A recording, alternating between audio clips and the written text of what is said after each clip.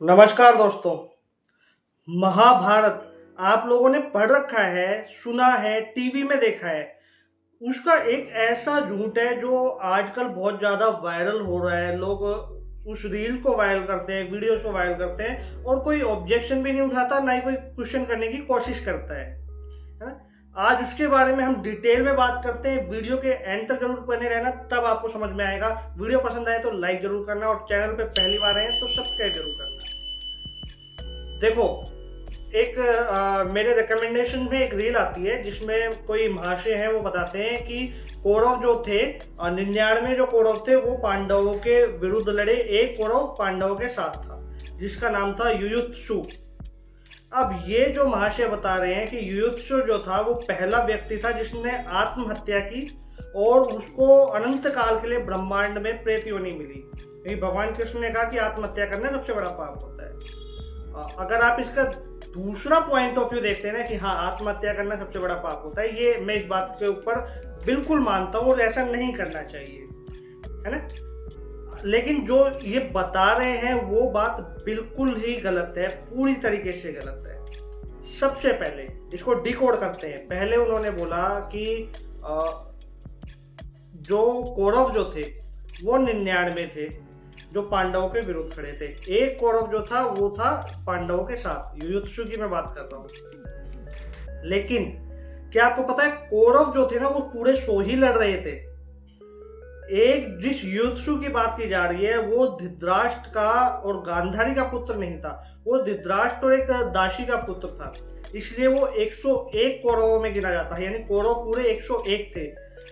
वो दासी पुत्र होने के कारण उसको 100 कौरवों में काउंट नहीं किया जाता था।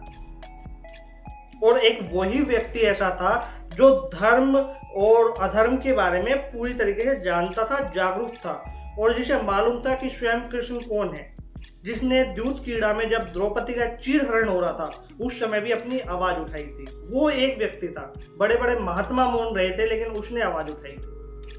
अब वो पांडवों के साथ मिलके उसने युद्ध किया, धर्म युद्ध किया। उसे ना पांडवों से मतलब था ना उसे कौरवों से मतलब था, उसे मतलब था धर्म से। फिर बताया जाता है कि जब पांडव युद्ध जीत गए और वापस जब हस्तिनापुर में गए तो धृतराष्ट्र और गांधारी ने उनकी व्यवस्था कह लो या कुछ भी आप कह सकते हो कि उन्होंने सबका तिलक किया, स्वागत किया।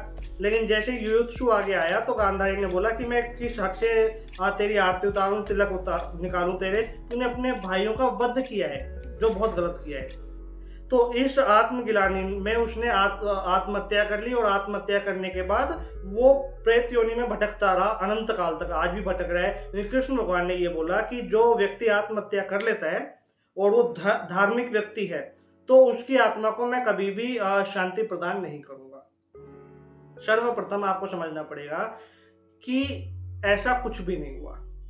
जब आप पूरी महाभारत पढ़ोगे, उसके लास्ट अध्याय में भी पढ़ोगे, तो जब पांडव युद्ध जीत के आए और पांडवों ने पूरा राजपाट संभाला और राज कार्यों में व्यस्त हो गए, उस समय युयुत्सु ही एक ऐसा व्यक्ति था जिसे राज कार्यों को देख रेख करने का आदेश दिया गया और उसको एक पद दिया गया। हम कह सकते हैं कि एक ऑफिस में एक मैनेजर बना दिया गया कि वो सब कुछ मैनेज करेगा।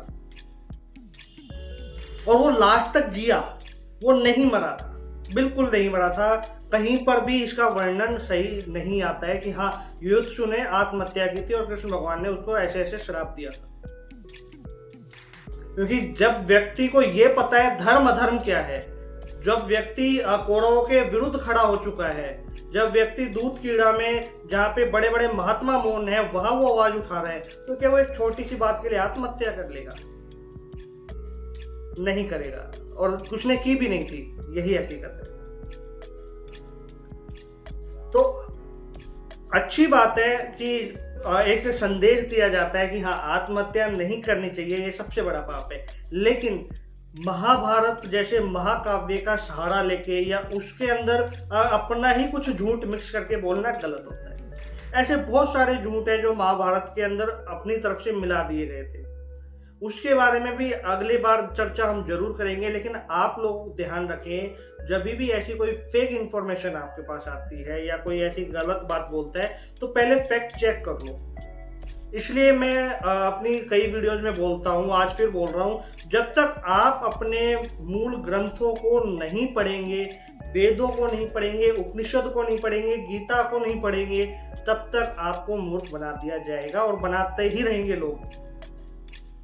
इसलिए खुद पढ़ो, है ना। और एक झूठ और है, यह बताया जाता है कि यार घर में अगर आप महाभारत रखते हैं या महाभारत पढ़ते हैं तो भाई और भाई के बीच में झगड़ा हो जाता है, जबकि ऐसा कहीं पर भी उल्लेख नहीं है, ना किसी शास्त्र में और ना कहीं किसी घर में प्रैक्टिकल हुआ है कि हाँ उस घर में महाभारत रखी हुई थी और आपस में झगड़े हुए। इनफैक्ट ये देखा गया है जिस घर में महाभारत और गीता नहीं थी उस घर में सबसे ज्यादा झगड़े हो रहे हैं, जमीनों को लेके, रिश्तों को लेकर, हर एक चीज में वाद विवाद हो रहे हैं, झगड़े हो रहे हैं।